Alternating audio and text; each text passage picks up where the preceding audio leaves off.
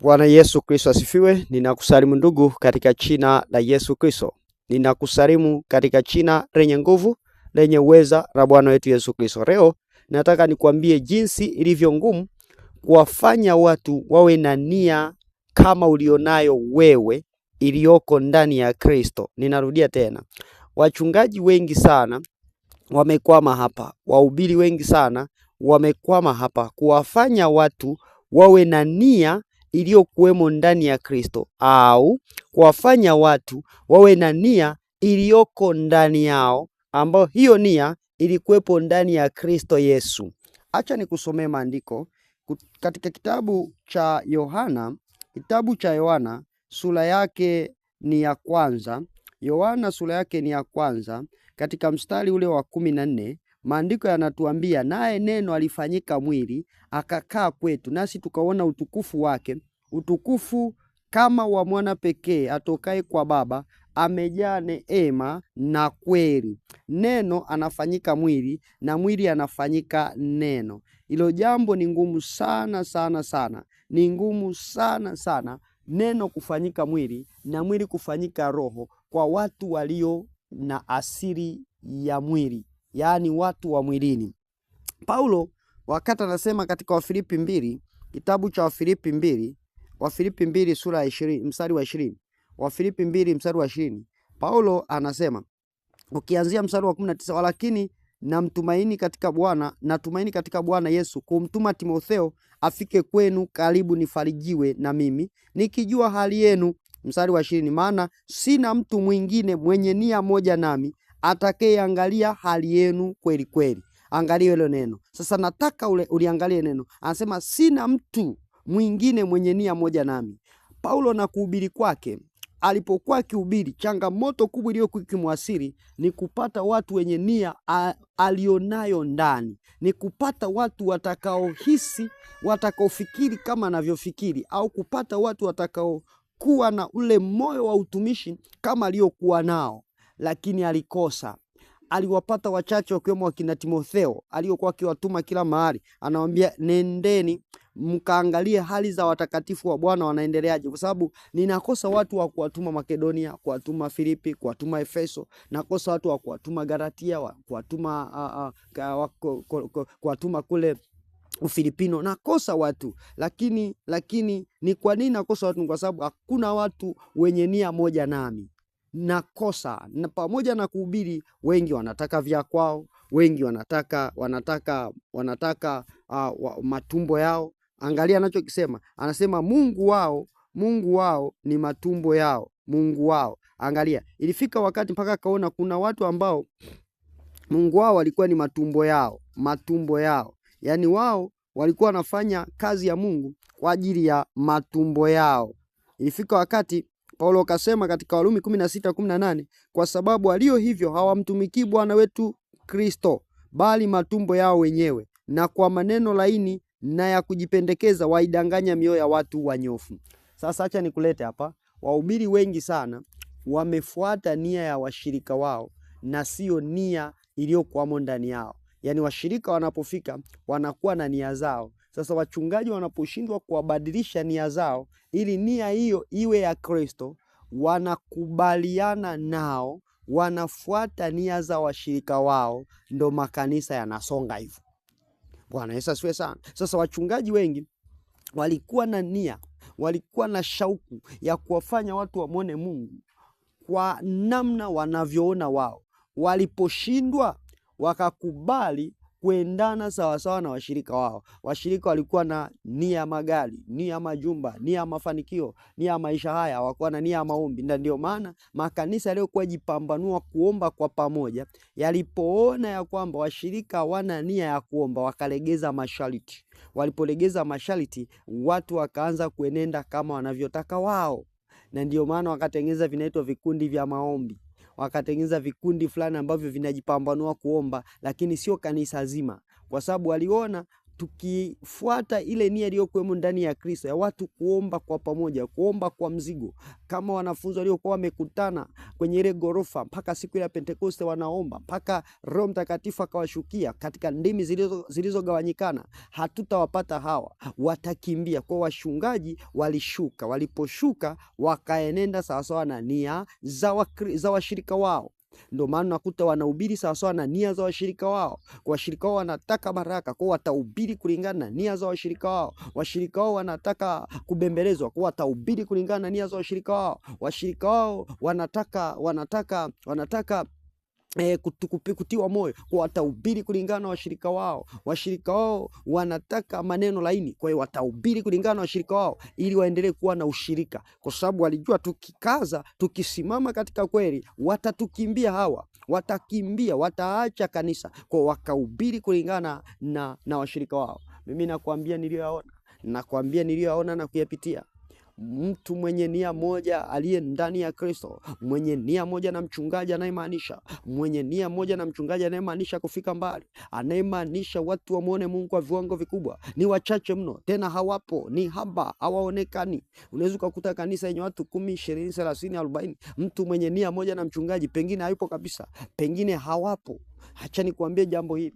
Unaweza ukawa na nia na shauku ya kufika mbali, na nia na shauku ya kufanya watu wamuone Kristo, lakini watu ambao wataambatana na wewe wakawa ni watu wa kukuvunja moyo, wakawa ni watu wa kurudisha nyuma, wakawa ni watu wa kuvuta mashati. Ndio maana Yesu Kristo alisema tumalizane mapema. Mtu yoyote asiyekula mwili wangu na kunywa damu yangu hawezi kuwa mwanafunzi wangu. Wanafunzi walipoona maneno yao ni migumu walikimbia wakamwacha, lakini haikumaanisha huduma ya Yesu ilishia hapo. Haikumaanisha Yesu aliishia hapo, aliendelea kusonga mbele. Nataka niongee na mhubiri, nataka niongee na mchungaji, nataka nikutie moyo. Usisite na ukaanza kufuata sawasawa na nia iliyoko ndani ya washirika wako, ukaacha lile kusudi iliyoko ndani yako, ukaacha ile nia ya Kristo iliyoko ndani yako, kwa kigezo cha kwamba watanikimbia, kwa kigezo cha kwamba wataniacha, kwa kigezo cha kwamba nitakuwa mpweke. Ni afadhali uwe mpweke, lakini ubaki kutimiza kusudi lako. Hata Yesu Kristo alipokuwa msalabani alibaki mpweke, wote walimkimbia. Saa 6 mpaka saa 9 giza limetanda, mwanaume yuko peke yake msalabani, akasema Eloi Eloi lama sabakitani, Mungu wangu mbona umeniacha? Mungu naye alimwacha akageuza uso, wanadamu walimwacha wakageuza uso. Hakuna aliyependa kumwangalia Yesu Kristo, wote waligeuza uso. Kwa nini waligeuza uso? Kwa sababu ni saa ya Yesu kutimiza kusudi la kuzaliwa kwake. Ni saa ya Yesu kutimiza kile kilichomtuma duniani.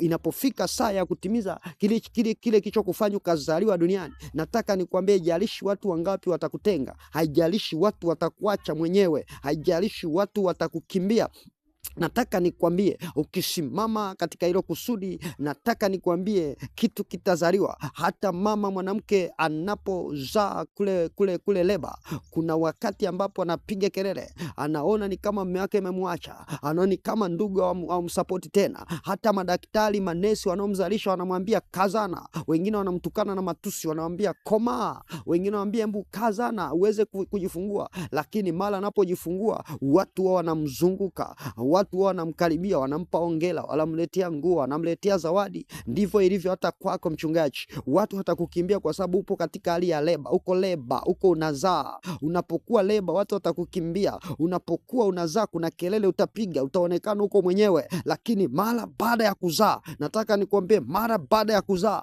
litakuja wimbi kubwa la watu watakaokuja kukutia moyo, watakaokuja kukusaidia, watakaokuja kukupa zawadi. Litakuja wimbi kubwa la watu wengi wameshindwa hapa, ndio maana wana makundi makubwa, lakini makundi goi. Wana watu wengi, lakini watu wasio na nguvu, kwa sababu wakati wa kuzaa kitu kilicho hodari, walizaa kama kina Penina, walizaa watoto wengi ambao hata wajulikani. Lakini Hana alizaa mtoto ambaye mpaka leo tunamkumbuka ni Samueli, kwa sababu alikubali ile hali ya leba, ya kupitishwa kwenye maumivu, ya hali ya kutengwa, hali ya kusemwa na kina Penina, hali ya kusemwa hata na mume wake, ili lengo lake kizaliwe kitu ambacho kitakuwa na mshindo duniani. Unajua makanisa mengi hayajazaa watu wenye mshindo, ni kwa sababu wanapofika wachungaji, hali ya kupitishwa kwenye leba, hali ya matengenezo ili wazae vitu bora, wanaogopa kutengwa, wanaogopa kabisa.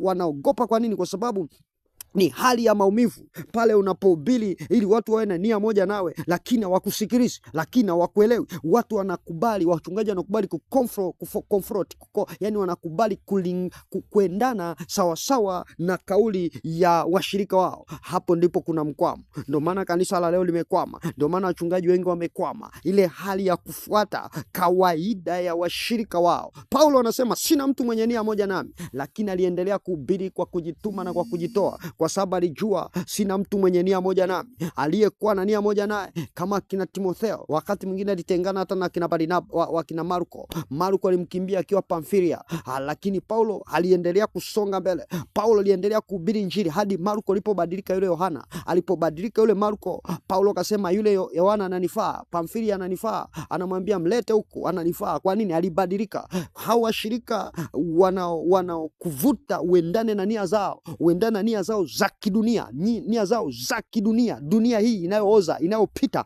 Unapowaacha na kuenenda sawasawa na kusudi la Mungu, itafika wakati watabadilika, watafuata sawasawa na kusudi lako. Wanapokuona umemaanisha wewe mchungaji, wanapokuona umemaanisha mhubiri, mwinjilisti, mwalimu, mtume, wanapokuona umemaanisha, watafuata ile desturi yako, watafuata ile kitu iliyoko ndani yako. Ndio maana leo nina kila sababu ya kukwambia usisite kusonga mbele, kutimiza ile nia iliyoko ndani yako. Lakini ukifuata nia iliyoko ndani ya washirika wako, nataka nikwambie anguko liko, unakwenda kuanguka na anguko lako litakuwa kubwa na hakuna atakaye kusaidia. Acha niseme ya kwamba lile kusudi loko ndani yako libebe, hata kama uungwe mkono, hata kama utiwi moyo. Usisubiri kutiwa moyo, wewe songa mbele na Mungu wa mbinguni atakusaidia. Mimi ninayezungumza na wewe ni mtumwa wa Kristo, ndugu yako wa karibu, Geoffrey Martin Kaputa wa Kanisa Takatifu la Uamsho Tanzania. Mungu wa mbinguni akubariki, ubarikiwe sana mwana wa Mungu. Asante sana kunisikiliza. Usisahau kusubscribe, lakini kushare kwa watu wengi waendelee kujifunza. Lakini nina kila sababu ya kumwambia karibu katika semina kubwa, semina ya Uamsho itakaoongozwa na mtumishi wa Bwana Nabii Aston Adam Mbaya kutoka Kongo. Itafanyika hapa Mbinga mjini Ruvuma, Tanzania, kuanzia tarehe 3 ya mwezi wa 7 mpaka tarehe 12 ya mwezi wa 7. Usipange kukosa, kwa sababu utajuta kwa nini ukushiriki semina hii. Itakuwa ni semina kubwa ambayo itakuwa na mambo mengi. Ziko shuhuda ambazo hujawahi kusikia, yako mambo mengi ambayo hujawahi kuyasikia. Yataneno na mtumishi wa Bwana Nabii Aston Adam Mbaya akiongozwa na mtumishi wa Bwana Rangi Stani kutoka Kongo. Hawa watumishi watanena mambo makubwa mno.